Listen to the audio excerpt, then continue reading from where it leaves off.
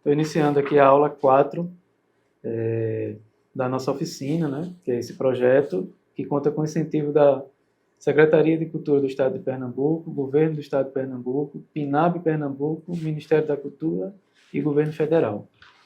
Hoje a gente está recebendo aqui Liliana Tavares, que é da empresa Com Acessibilidade Comunicacional, que vai conversar conosco sobre o tema o que é acessibilidade comunicacional em um projeto de exposição. Seja bem-vinda, Liliana. E para começar, eu queria que você me descrevesse como é esse processo. Me diga aí. Para começar, eu agradeço demais esse convite de poder falar um pouco sobre esse trabalho de acessibilidade para exposições e em museus também. E sim, então vamos lá. Deixa eu lhe descrever um pouco, vou me descrever também. Então, a audiodescrição é uma das acessibilidades comunicacionais, né? E a gente pode dizer que você vai... geralmente, quando você começa uma fala, né, online, por exemplo, você se descreve a si mesmo, né? Então, por exemplo, você é um homem pardo, e aí você vai me dizer se você concorda com o que eu digo, tá? Porque a autodeclaração já é um primeiro ponto a ser discutido na audiodescrição. Então, você é um homem pardo, os cabelos estão penteados e com um pouco de gel para trás, levemente grisalhos, né? Tem bigode e uma barba rala ao lado, mas tem um cavanhaque, também grisalho, usa uma camisa preta com a marca da sua empresa, né? Magro, bem grande, e a gente consegue ver um colar coral aí. É verdade, né? Exatamente isso. É isso, e tem os olhos castanhos. Verdade, concordo.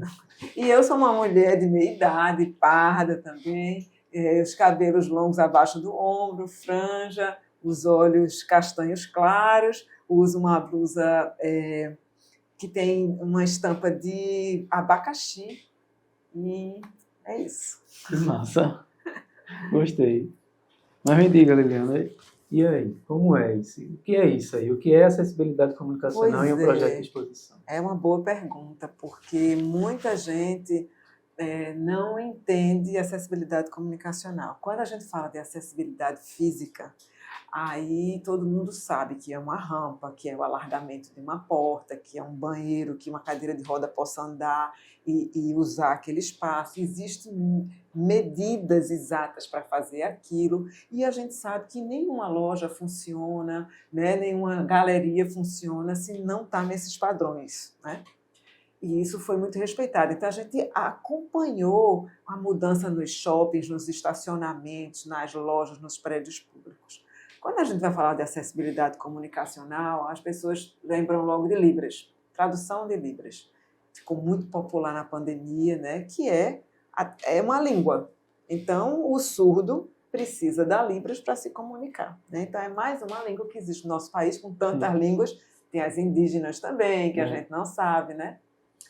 E, então, é a tradução. Então, isso a gente chama de tecnologia assistiva. A primeira é Libras, né? Porque as pessoas surdas, o povo surdo, né, que tem uma cultura própria, eles falam Libras, e também, quando a gente chama comunidade surda, engloba todo mundo, né? Quem fala Libras também, o intérprete de Libras, ou quem eles consideram que fazem parte da comunidade. E tem também a pessoa ensurdecida, que muitas vezes ela não aprendeu Libras e ela lê o português e aí consegue ler legenda, né? Algumas aprendem a ler lábio. Então, assim, da população surda, a gente tem várias, vamos dizer assim, situações de pessoas que são cocleadas, fizeram implante coclear e conseguem ouvir alguns sons, barulhos, reconhecem o nome, né? E para a gente atender a população surda no nosso país, a gente precisa de ter Libras e ter legenda, né? Legenda em vários lugares. Em peça de teatro, em cinema e em exposição também. Sim. Então, os textos na exposição, os signs, né, eles ajudam muito as pessoas ensurdecidas a lerem, e a Libras também, daquele texto. Porque não adianta um surdo que só fala Libras chegar no museu, ele não vai ter acesso àquele Então, a acessibilidade comunicacional passa a partir do momento que você traduz aquele texto. E aquele texto traduzido significa que é uma imagem, porque a Libras é uma língua visual, né? Então, a gente precisa filmar, editar, antes traduzir. Então, é todo um processo.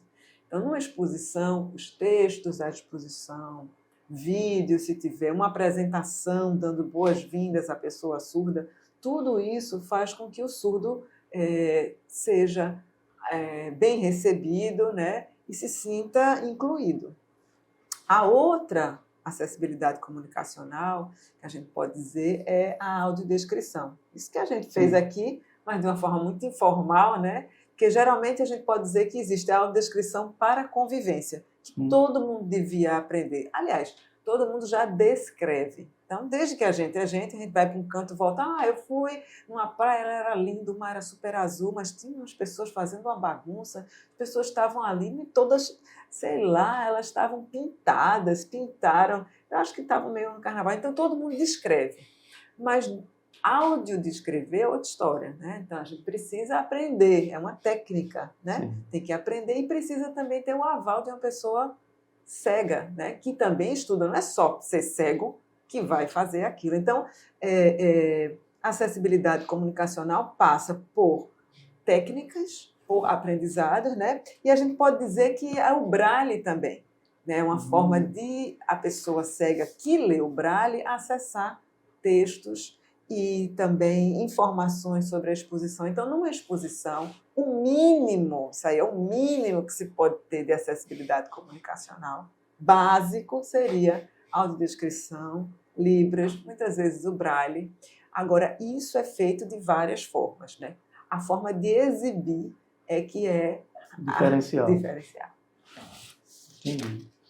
Juliana, e quais as utilizações, assim, como a gente deve utilizar a acessibilidade comunicacional numa exposição? Pois é. Você citou aí Libras, o Braille, né, e a audiodescrição. Mas como fazer?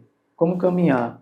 Né? Boa. Então, assim, o que a gente deve fazer é pensar nela desde o início, né? Então, quando a gente começa a querer botar a acessibilidade só no final, a gente só está cumprindo uma lei e a gente só está pensando naquilo assim para ter, né?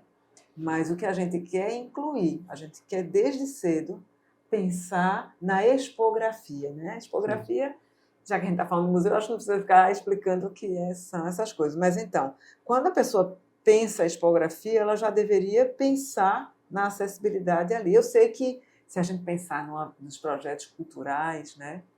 Nem toda exposição tem tanta verba assim. Então, a gente tem que ver com aquela verba o que é que eu consigo fazer. Agora, claro que é importante falar com um profissional. Então, tem várias pessoas aqui que têm empresas e que pensam isso, porque elas precisam dar consultoria sobre isso. E se você vai, por exemplo, fazer alguma coisa, fotografia, pronto.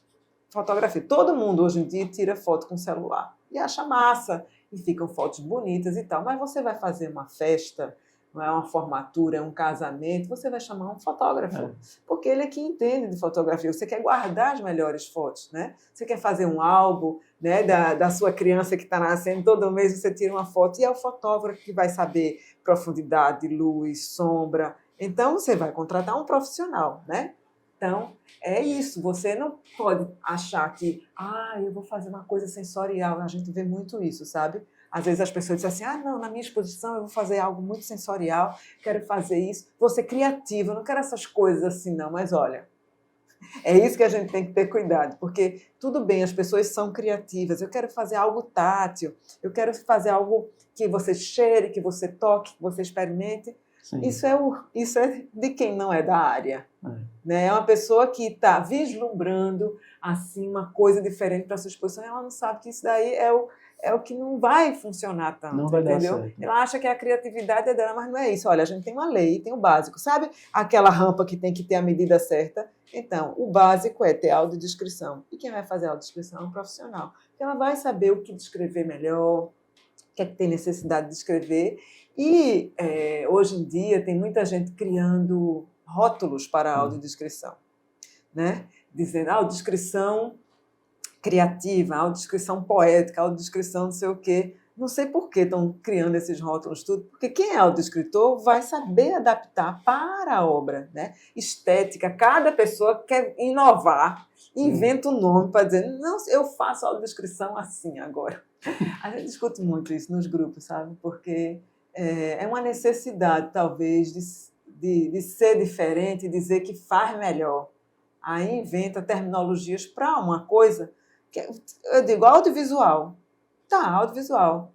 A gente tem gêneros, porque tem o terror, tem comédia, romance, né? Mas a audiodescrição ela vai acompanhar a obra e ela vai se moldar à obra. Quem é profissional vai saber ser mais poético, vai saber mais estiloso, mas tudo isso combinado com uma pessoa, né? Porque, por exemplo, eu tenho uma amiga que ela é musicista, eu acho que é essa palavra, né? Ela toca piano, tudo, e ela foi participar de uma exposição, chamaram ela para fazer vários quadros, e ela, quando viu aquilo, disse, meu Deus, essa música que eu estou na cabeça, não vou nem falar qual é a música, eu sei qual é.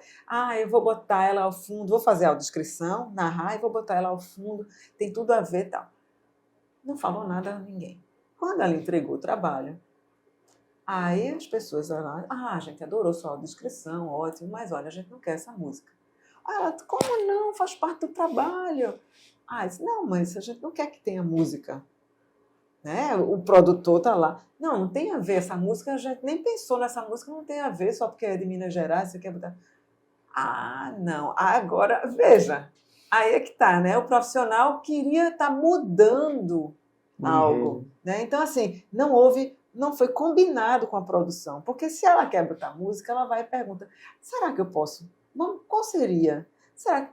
Aí, desde cedo, a pessoa vai dizer não, ou ela vai convencer o outro que seria legal botar. Então, as coisas precisam ser acordadas, né? Porque tudo pode acontecer com a audiodescrição, né? Então, a gente já viu, por exemplo, diálogos contando uma história, porque era uma exposição sobre Nise da Silveira. Sim. E aí havia uns diálogos, assim, em alguns momentos que os personagens descreviam, sabe? Agora eu vou dizer que essa é uma audiodescrição criativa, é uma descrição da obra. Não, é uma audiodescrição que tem a ver com a obra, que aquele profissional traduziu. E aí a gente vai para a tradução, porque a audiodescrição é tradução de imagem. Sim. E aí, quando a gente pega, por exemplo, uma grande obra sendo traduzida de uma língua para outra, existe diferença entre tradutores, né? Então, se você pega um Shakespeare, por exemplo, e você vai, fulano traduziu, ciclano traduziu, qual o caminho que ele escolheu? Ele vai ter que rimar? Quais as palavras que ele vai usar para que aquilo signifique? Muitas vezes tem que mudar completamente as palavras, não são as mesmas palavras em português, para poder dar aquele contexto, né? Da mesma forma, é um audiodescritor com a imagem, porque você vai traduzir de algo que é imagético para as palavras, né? Então, tem muito a ver com o repertório do audiodescritor, né? Do conhecimento cultural dele, da experiência dele de vida, dele ou dela, né? Sim. Então, tudo isso conta na hora que a pessoa vai trabalhar, porque é o que conta de um profissional para outro. Então, aquele que está começando, que não sabe ainda, nem escreve, vai e volta, não sabe, a escrita é pobre, usa muita comparação, né? Ou quando você pede para o ChatGPT, isso aí é outra coisa também. Sim. Muita gente está usando muito ChatGPT para isso. E é bom que use. As pessoas cegas precisam, elas fotografam, ela ia falar um pouco de você, mas às vezes aparece uma coisa que não existe. E muitas vezes, o que acontece? Eles dão opinião. Né? Eles dizem assim, como se fosse um guerreiro fazer não sei o quê, trazendo conteúdos que não fazem parte daquela imagem.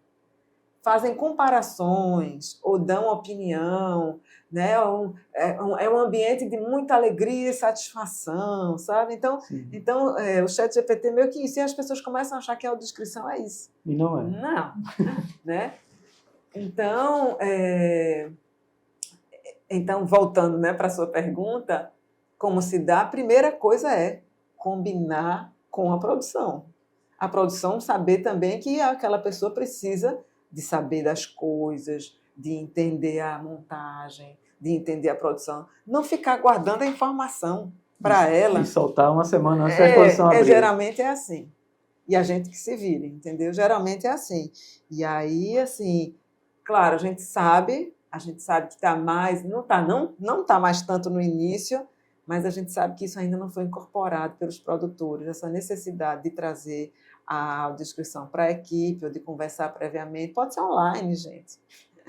Ou até quando vai fazer o projeto, antes de fazer o projeto, Isso. né? Porque o projeto pede, né, Mago? Pede. Todos eles pedem. Todos os editais pedem. E muita né? gente vai lá e escreve o que pensa, sabe? É. E aí, na hora de executar... Não executa. Diz que vai ter e às vezes nem coloca. Né? Eu não sei como é que eles estão conseguindo resolver isso. Porque se é uma exigência legal, tem que fazer. Tem que fazer da melhor forma, né? E aí, outra coisa também que é importante é divulgação. Pensar na divulgação. Porque você fazer uma semana... Porque, assim, muitas vezes a exposição vai abrir próxima semana. E você tem o material, tá? A gente pode até começar, mas a gente precisa ver a exposição para poder escrever, né? A gente pode, muitas vezes, fazer a audiodescrição da imagem antes, mas a gente precisa ir lá ver pessoalmente. Quando a gente chega, é muita coisa diferente do que você vê. Até o circuito da exposição pode mudar durante a montagem. Total, exatamente. Você que é muito experiente nisso, já aconteceu muito comigo. Eu chegava, botar o quadro aqui, o quadro estava ali, ou tiraram as coisas da mesa, ou botaram coisas novas. Isso. Né? Então, não dá. Então, como é que a gente vai gravar o roteiro da audiodescrição se você... Não pode. Então, a gente geralmente pede 5 dias depois que a exposição abre. A gente pode ter conhecimento da exposição antes. Tem pessoas até que fazem a expografia tridimensional, que a gente vai andando, né? E é ótimo isso, porque a gente vai vendo, mas isso muda, e você sabe disso. Muda. Né? Na hora da montagem, tudo pode mudar. E eu lembro muito de Paulo Brusco, a exposição que a gente fez lá na Caixa Cultural, que ele ia toda semana mudar as coisas. Tirava uma coisa daqui, botava para lá. Então, assim, a gente disse que o educativo era responsável de avisar as pessoas se caso interferisse na audiodescrição, porque esse é o segundo ponto, né? A gente não pode só botar a exposição lá e ir embora. O educativo precisa entender, precisa vivenciar e precisa também participar disso, né? Sim. Então, eles precisam simular visitas, eles precisam saber onde vai parar ou não na frente para ouvir a descrição, né? Eu acho que talvez a audiodescrição seja algo que a tecnologia assistiva, né, que mais precise de atenção, né, do educativo e da montagem da exposição, porque a Libras é bem pontual. Claro que a gente já faz coisas criativas também. Eu me lembro da exposição de Moraes Moreira lá no Passo do Frevo, que a gente até criou um jogo, porque era uma brincadeira. Como tinha um trio elétrico montado e tinha umas luzes que acendiam de acordo com a música, né? E aí a gente queria falar um pouco sobre os instrumentos para os surdos. Então, a gente fez um vídeo que era dividido em 3 telas e o intérprete ficava fazendo, né, a guitarra, e depois, quando entrava outro som, sei lá, deixa eu ver, cantando. Então, cada hora o intérprete fazia uma coisa que a música ia... E o surdo podia imitar ele enquanto ele ensinava. Então, era uma brincadeira, sabe? Que a gente tentando passar um conteúdo sonoro, né? Do som dos instrumentos, que era muito musical, assim. A exposição era sobre uma música, né? Então, a gente teve, claro, que pensar de que forma, né, os surdos podem entrar em contato com isso que está acontecendo aí. Então, tem as luzes, né? E aí, além das luzes, a gente fez também essa dinâmica que o surdo brincava com a TV. Então, tinha um monitor e ficava assim, então, agora você, ele dizia, sabe? Então, era meio isso, era um jogo, sabe? Que o intérprete convidava para fazer isso. Então, isso vai depender da exposição, né? Da inspiração que a gente tenha na hora e tudo. Sim. E sempre tem uma pessoa surda para falar, sempre tem uma pessoa cega para acompanhar a gente, consultar, né? Que são os consultores, né? Exatamente. Poliana, você falou assim, nas leis, né? Que tem um regulamento. Que leis são essas? Qual é a lei assim, principal que a gente tem na área da acessibilidade? Olha, 2025, a Lei Brasileira de Inclusão fez 10 anos. Em junho ou julho. 10 anos da Lei Brasileira de Inclusão, e que ela exige que os espaços sejam inclusivos, né? E a acessibilidade comunicacional faz parte disso. Então, é realmente para que as exposições, os teatros, cinemas se adaptem, né? É claro que a população que ainda está aprendendo a lidar com esses recursos, né? As crianças têm mais facilidade, porque a coisa nova já começa ali, mas os antigos precisam também se adaptar, entender como é, aprender. E aí precisam pedir, porque eles, tanto tempo alijados, né, fora do conteúdo cultural, da exposição, porque a gente tem várias histórias assim, por exemplo, de escolas que diziam a gente vai para o museu, aí a pessoa cega não ia porque não tem para ele, ou a pessoa surda não vai, não vai porque não tem. Então, essa lei, a mudança dela para a nossa sociedade é que ela disse assim, olha, não é a pessoa que é deficiente, é a sociedade. É o sistema. É a sociedade que precisa se adaptar para receber as pessoas e que elas possam desenvolver o potencial delas. Então, a gente é que precisa reparar o que a gente não fez esse tempo todinho e fazer um ambiente acolhedor para que as pessoas possam interagir, né, com todo mundo, sair de casa e se a escola vai todo mundo com deficiência também, porque o museu tem que acolher, a escola tem que acolher, a professora não ser um estorvo, não ser mais um trabalho. Não, é gente como a gente e precisa estar junto, né? Tudo junto. Liana, você falava em divulgação. É a divulgação para as comunidades surdas, comunidades cegas, é isso? Veja, a divulgação geralmente não chega. Então, um jornal, você liga a televisão. Agora tem o Jornal da Cultura, porque a TV Cultura ela tem um departamento de acessibilidade comunicacional. Foi o segundo, o primeiro foi a TV Aparecida. Então, essas já são TVs que as pessoas surdas podem ligar e saber das notícias e das coisas. Mas é muito difícil para um estrangeiro num país que não fala a língua, né, saber. Então, as coisas que estão acontecendo. Então, geralmente, a gente tem que fazer uma divulgação em Libras, no mínimo, né? Para que circule. O WhatsApp é um bom divulgador, né? Um bom canal. E aí, então, fazer um vídeo em Libras convidando, ou explicando, ou falando, isso é muito importante, 1, 2 ou 3, né? Dizendo que vai ter, apresentar a equipe, né? Porque tem isso também, quer dizer, a comunidade surda vai em quem ela valida, quem ela sabe que faz bem. Quando você pega um intérprete que a pessoa sabe que é ruim, a comunidade surda não vai. E não diz também, mas não vai, não prestigia, porque a gente sabe que aquela pessoa é fraca. Sim. Entendeu? Não vou porque eu não vou entender direito, a pessoa fraca, ela pega o português e fala direto. Da mesma forma que a gente tem as nossas preferências. Eu não vou para filmes que eu não gosto. Tem estilos de filme que eu não gosto, eu não vou, porque não me interessa, né? Ali é a tradução, não é? Às vezes nem é o filme, mas eu vou porque vai ser pobre. Eu não vou, aquela pessoa eu não vou. Tem surdo que diz assim, eu não quero que você me traduza, eu quero outra pessoa. Ou às vezes eu preciso levar, porque eu acho que não vai falar, estou falando, eu tenho meu direito de confiar naquele intérprete, porque eu não confio no que ele está falando, no que eu estou falando. Entendeu? Nessa tradução, né? Aham. Muitas vezes é isso. Tem gente que se recusa, determinadas pessoas, não, eu vou levar meu próprio. Quem é que vai interpretar? Eu só vou falar se tiver pessoas que eu confio, porque a comunidade surda sabe quem são os profissionais, quem está chegando e vai dizendo, né? Então é isso. Da mesma forma, na audiodescrição, quer dizer, muita gente acha que descrever é só descrever, mas precisa, né, de um acompanhamento, precisa ter talento, né? Estudar, precisa ver seus pares, precisa estar junto, né? De vez em quando surge uma pessoa assim, gente, porque começou, viu na internet e tal, tudo bem, gostou, ótimo, tem campo de trabalho, mas se qualifique, né? Então é isso, profissionalização é fundamental.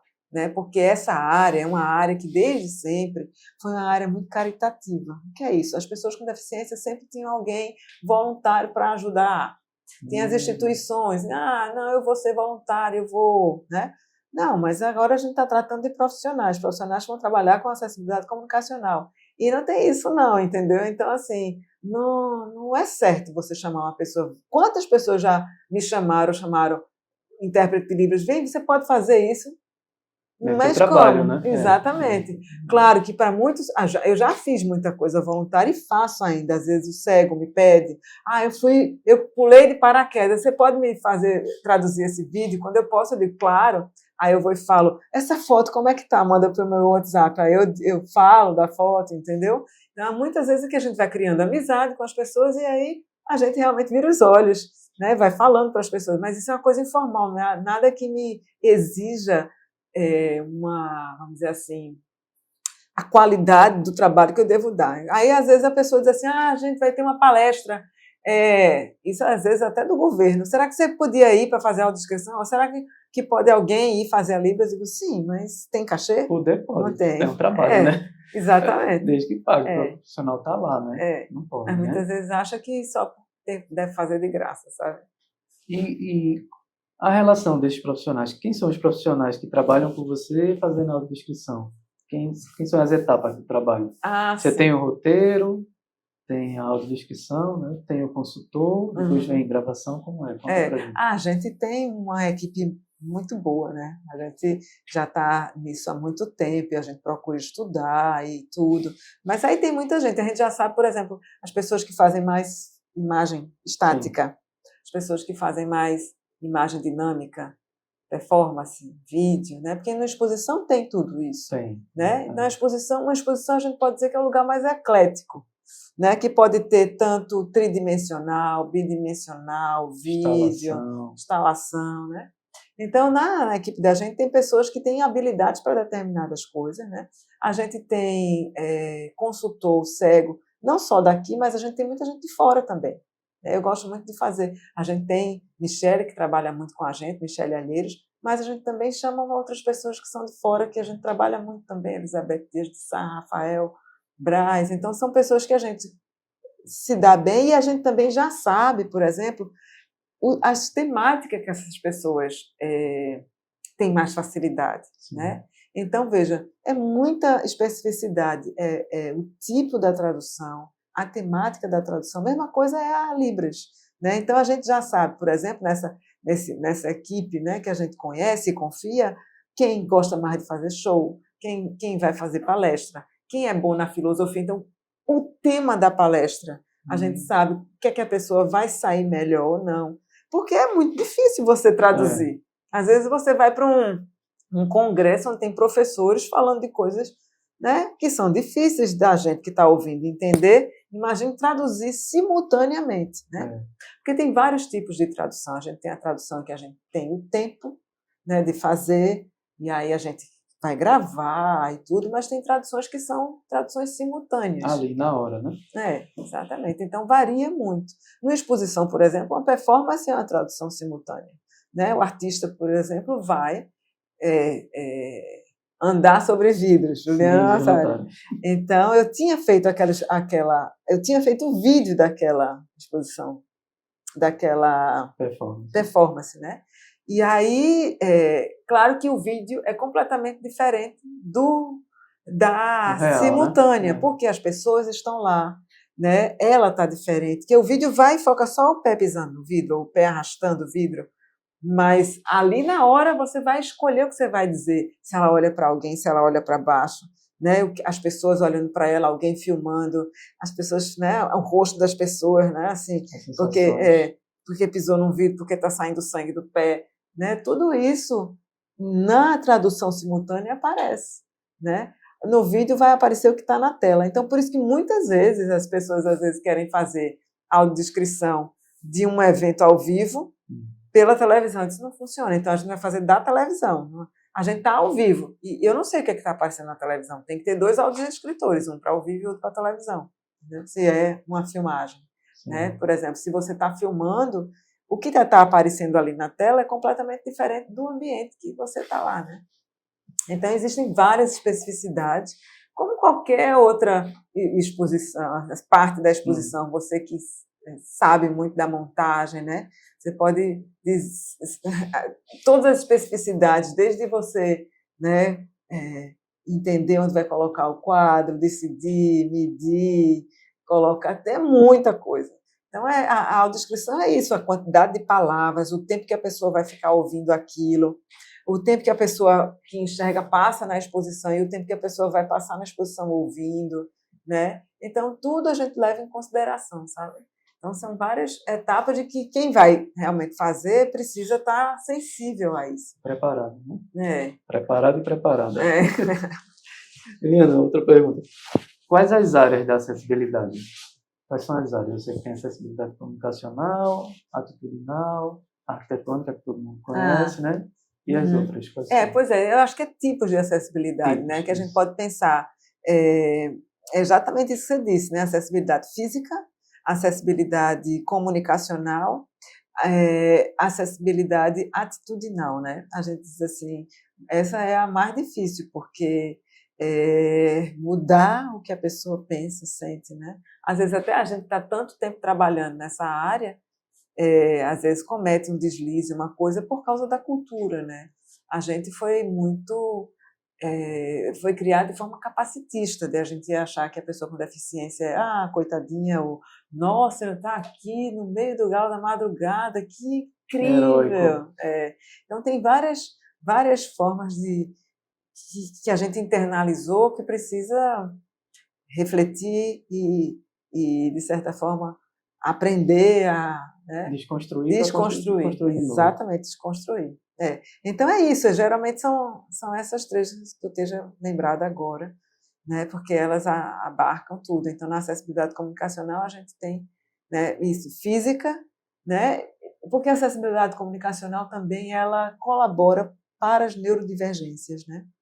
A pessoa neurodivergente é aquela que está no espectro autista, ou ela é T21, que é agora a nova forma de se falar, síndrome de Down. Ninguém fala mais com Down não é T21, que é da trissomia 21. Sabe?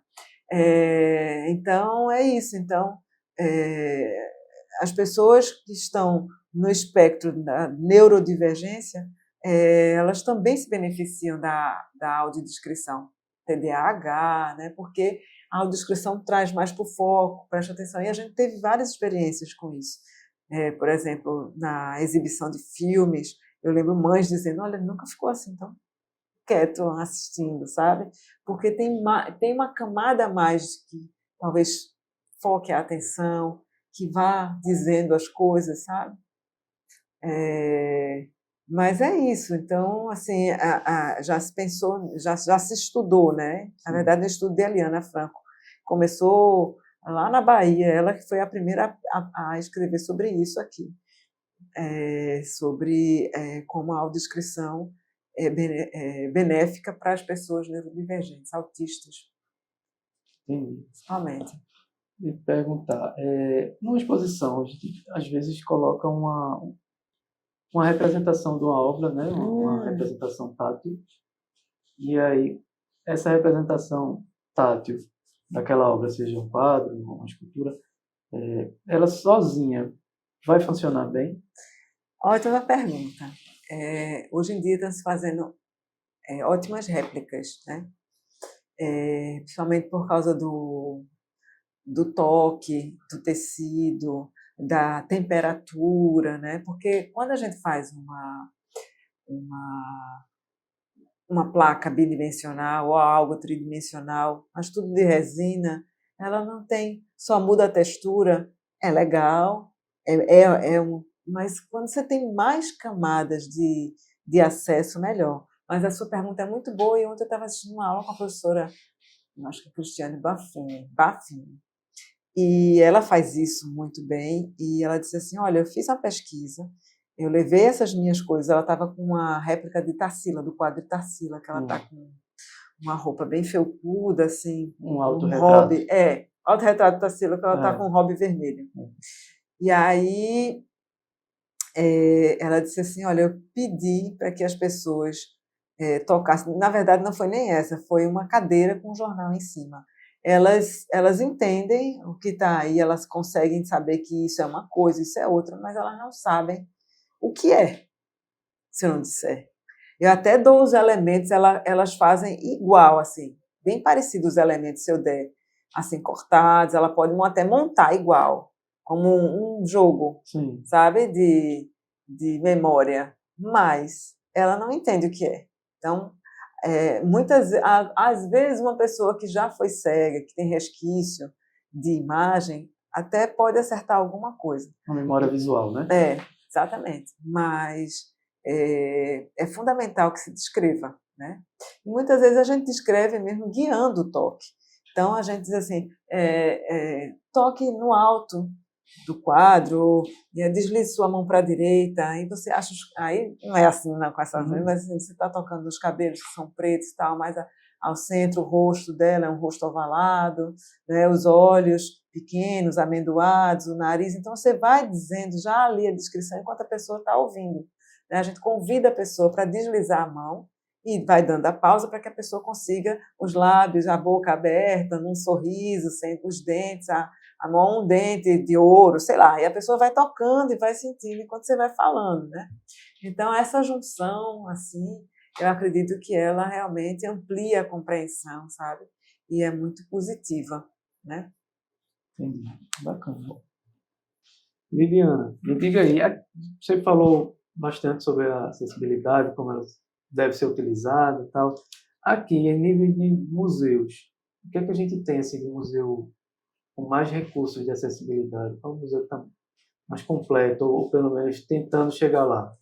É uma boa pergunta, Mago, porque assim, essas exposições, elas são acessíveis por uma exigência dos projetos. Então, a gente tem um volume maior agora de exposições que passam nas salas temporárias dos museus com acessibilidade, né?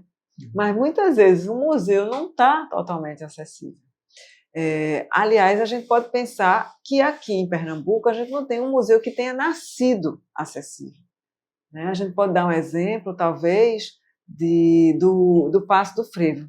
Foi muito bonito você ver eles, né, mudando, se tornando inclusivo, vamos dizer assim, né? Então, teve uma reforma grande e eles realmente colocaram rampa, né? E aí pensaram na acessibilidade desde o início, audiodescrição, libras, fizeram também o estandarte tátil, já lá na sala dos estandartes tem o estandarte em alto relevo, né? É engraçado que a consultora que sabe muito braille, aí indicou para colocar Paço do Frevo, eles colocaram de miçanga, e aí consegue ler o ano também de miçanga, sabe? Então, eles conseguem adaptar para que, por exemplo, o braille seja algo que faça parte do contexto. Exatamente. E aí você pode ver que foi assim, o primeiro térreo, e aí se faz uma exposição, depois, com a reforma, você vai ver que, por exemplo, tem uma sala lá que são para você sentir a música, por luzes. Então, você vai saber o que é frevo de bloco, frevo de rua, frevo canção. E aí, quando você brinca de tocar, é como se fosse uma controladora subindo e descendo cada instrumento, e você vê a representação disso nas luzes, nas colunas de luzes. Isso para o surdo é muito legal, porque ele consegue sentir a vibração da música nesse sentido. Se é mais forte, se é menos. Então, a luz pisca ou a luz fica toda completa de acordo com como você coloca os instrumentos, sabe? E nesse painel essa controladora, a gente tem a Libras também. Tem inglês, tem Libras. Então, você clica lá e o intérprete fala e explica o que é aquilo ali, né? E aí vai lá e você pode brincar. Então, o surdo, mesmo sem ouvir a música, ele pode tentar ali ele perceber a diferença entre um e outra. Um instrumento e outro, um tipo então, musical. Assim, a sala foi pensada para isso, né? E além da beleza, né, é inclusivo de uma forma lúdica. Sim. Né? Então, a gente pode dizer que o museu se transformou num museu acessível, né? Claro, existem ainda algumas barreiras, existe a entrada, né, ali embaixo também, mas isso é algo que eles estão tentando sanar e é algo que faz parte da transformação. né?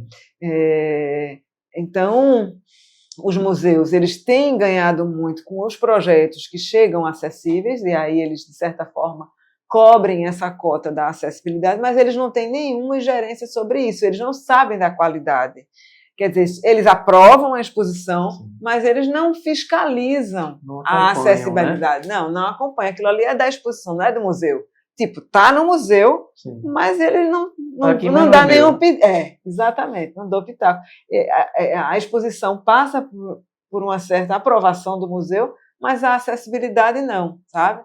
Então, isso é triste, porque os museus deveriam ter um núcleo de acessibilidade. O essencial é que tivessem pessoas que pensassem a acessibilidade no museu. Todo museu devia ter esse núcleo. Pode não ter os profissionais, né, todos, porque muitas vezes a exposição já chega pronta, mas teria essa pessoa para coordenar e também assim saber, né, da exposição, saber da qualidade, né?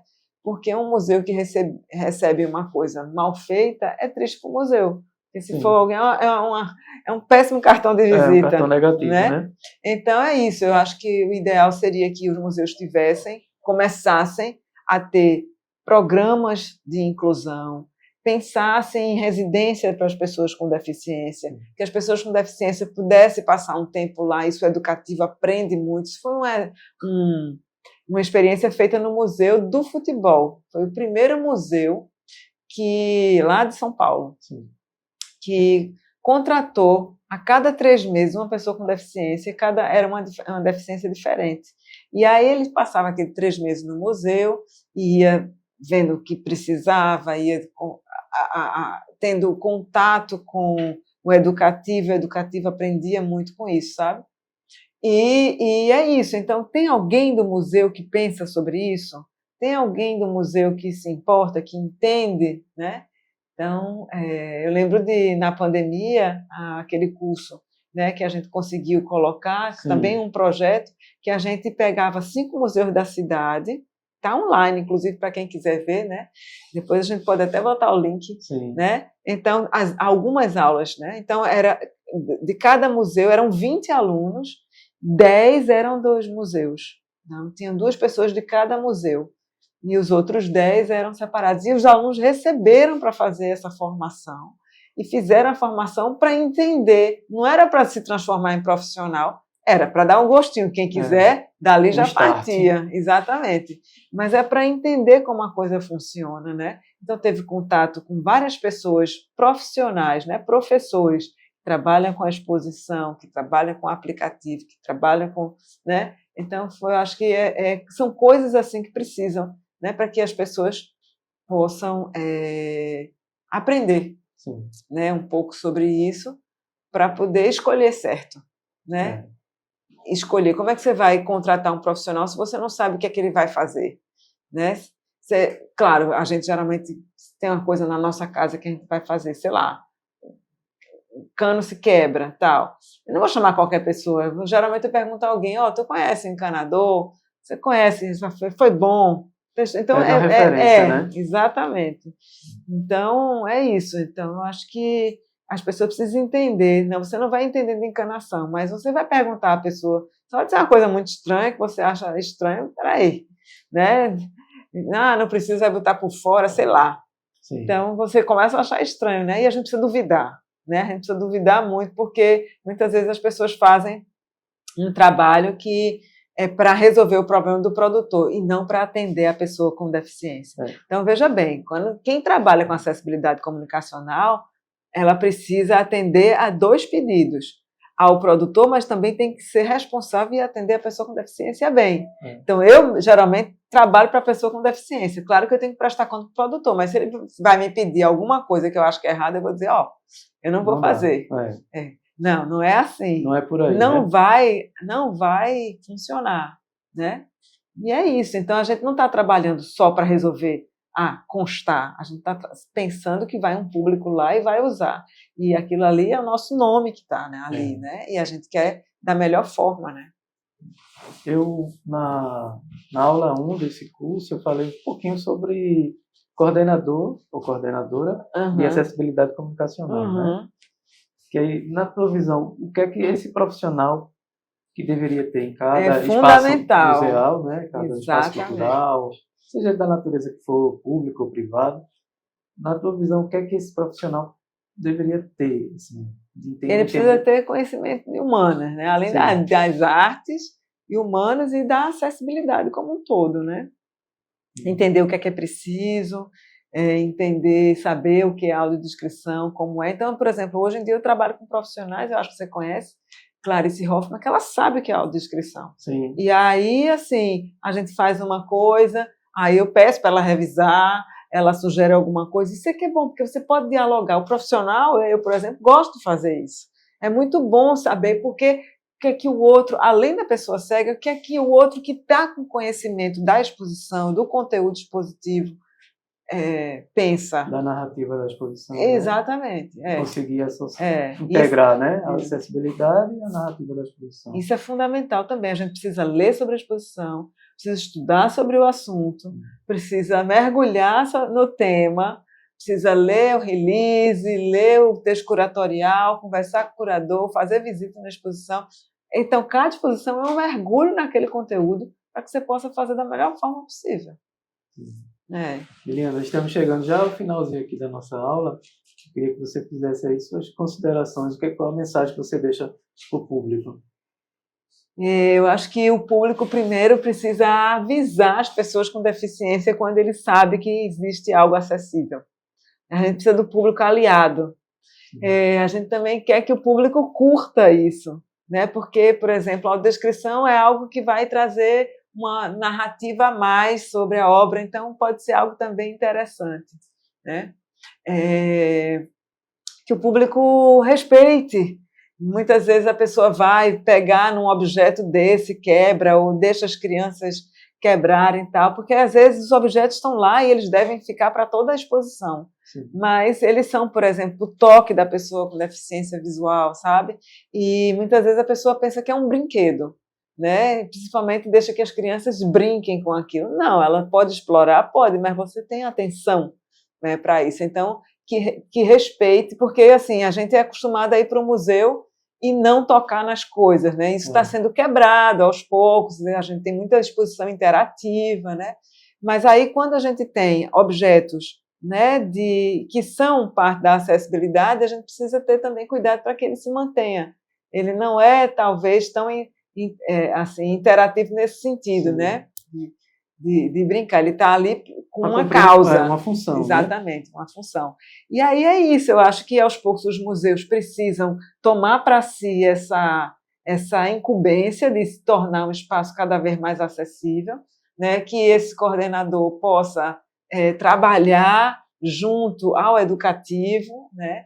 Que a temática da exposição seja levada para esses profissionais, que não se esconda informação desse profissional, que alimente esse profissional de toda a necessidade que ele tem para ele poder fluir no trabalho, sabe? Eu acho que é isso. Bacana. Liana, obrigado. Obrigada a você. Compartilhar conosco seu conhecimento.